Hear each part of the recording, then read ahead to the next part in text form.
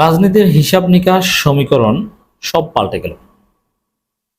দর্শক, বিএনপি জরুরি একটা সংবাদ সম্মেলন করে জরুরি দাবি করেছে যে ডক্টর খলিলুর রহমান, বাংলাদেশের জাতীয় নিরাপত্তা উপদেষ্টা, চিফ অ্যাডভাইজার প্রফেসর ইউনূসের হাই রিপ্রেজেন্টেটিভ, তাকে পদত্যাগ করতে হবে।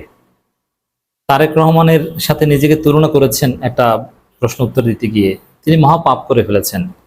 রুহুল কবির রিজভী বাংলা সাহিত্যের যত উপাদান আছে, সিমিলি, মেটাফোর, হাইপারবোল, সব একসাথে এনে সংবাদ সম্মেলন করে ডক্টর খলিলুর রহমানের পদত্যাগ চাইলেন না কবিতা আবৃত্তি করেছেন আমি বুঝতে পারিনি ক্লিয়ার। তবে কবিতা আবৃত্তি করলো, তার মধ্যে পদত্যাগ আছে। আবার ইশরাকরা আসিফ মাহফুজের পদত্যাগ করাতে চায়। আবার আমির খসরু মাহমুদ চৌধুরী, সালাউদ্দিন আহমেদরা ডক্টর ইউনূসকেই সরিয়ে দিতে চায়। মানে বিএনপি নানানভাবে খেলছে। বাংলাদেশ এখন ইন্টারন্যাশনাল বিভিন্ন গ্রুপের ব্যাটেল ফিল্ডে পরিণত হয়েছে। দর্শক, এখন আবার স্থানীয় সরকার নির্বাচন কয়েক জায়গা হবে, সেই উদ্যোগ নেওয়া হচ্ছে। বিএনপি কিন্তু আবার স্থানীয় সরকার নির্বাচনের বিরুদ্ধে, হঠাৎ করে শুরু হচ্ছে। তাই বিএনপিকে এমন একটা গেরাগলে ফেলে স্থানীয় সরকার নির্বাচনের উদ্যোগ নেওয়া হচ্ছে, বিএনপি এখন তেমন কিছু করতেও পারবে না, বলতেও পারবে না।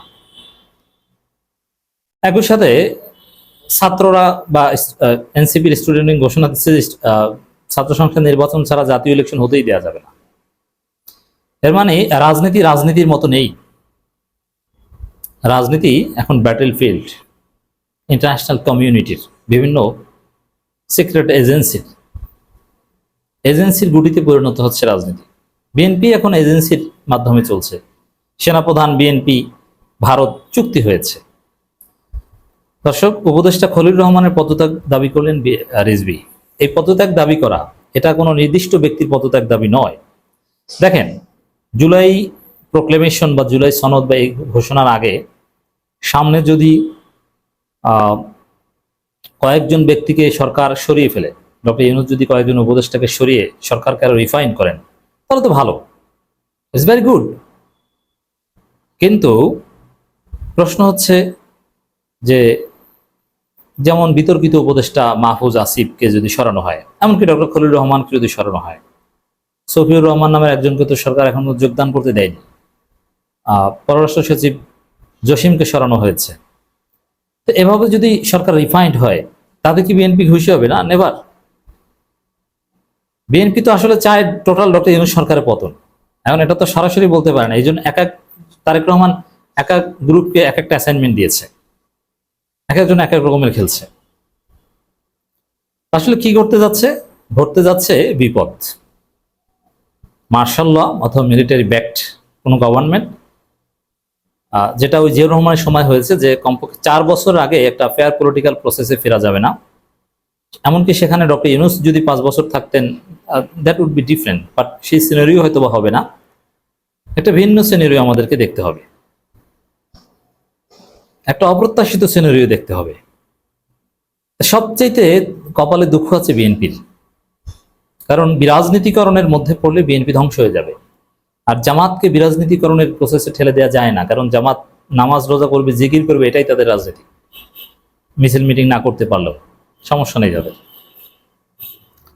অন্তর্বর্তী সরকারের জাতীয় নিরাপত্তা উপদেষ্টা ডক্টর খলিলুর রহমানের পদত্যাগ দাবি করেছেন বিএনপির সিনিয়র যুগ্ম মহাসচিব অ্যাডভোকেট রুহুল কবির রিজভী। এটা বিএনপির অফিসিয়াল স্ট্যান্স। কিন্তু পদত্যাগ কি করবেন? নেভার। অ্যাটলিস্ট খলিলুর রহমান পদত্যাগ করবেন না। তিনি বৃহৎ শক্তির প্রতিনিধিত্ব করছেন সরকারে। ইউনূসের আত্মীয় তাকে এমন জেনে শুনে এখানে এনেছে।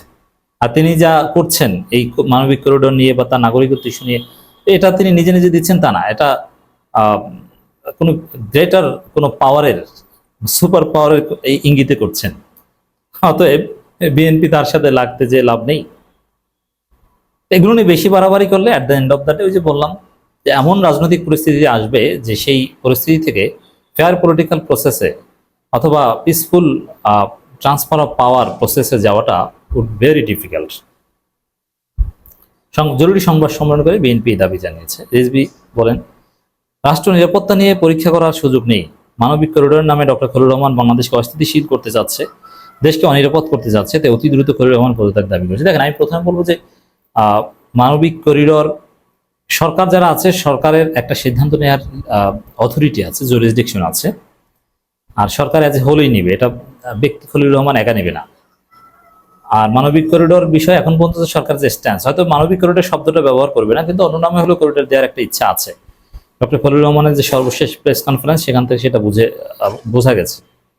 তো এই জায়গায় এটা কি খলিলুর রহমান একা করছেন? নেবার। মানবিক করিডোর যদি দেওয়া হয় তাহলে বুঝে নিন এটা টোটাল ডক্টর ইউনূস সরকারের একটা পরিকল্পনার অংশ। অতএব ব্যক্তি খলিলুর রহমানের পদত্যাগ চেয়ে লাভ নেই। এবং ডক্টর ইউনূস সরকার কি এমনি এমনি মানবিক করিডোরের সিদ্ধান্ত নিয়েছে? না।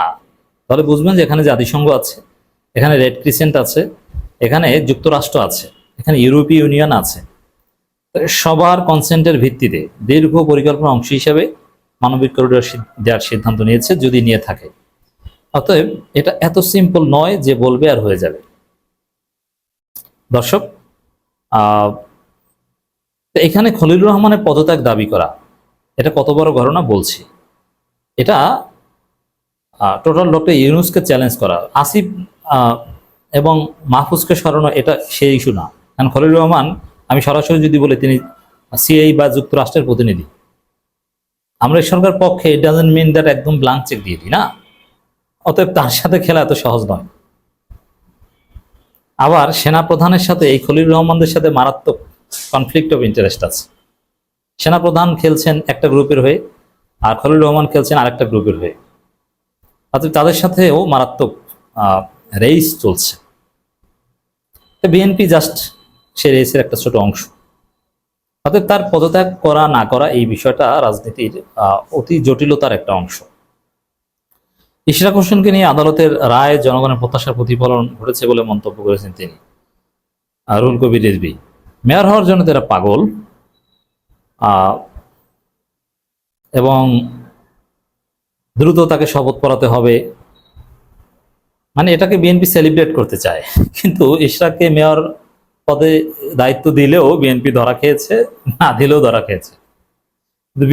বিএনপি করেছে একটা মাইন্ডকে চিপায়, মানে যেখানে যাই হোক বিএনপি ধরা, এদিকে গেলেও ধরা, ওদিকে গেলেও ধরা।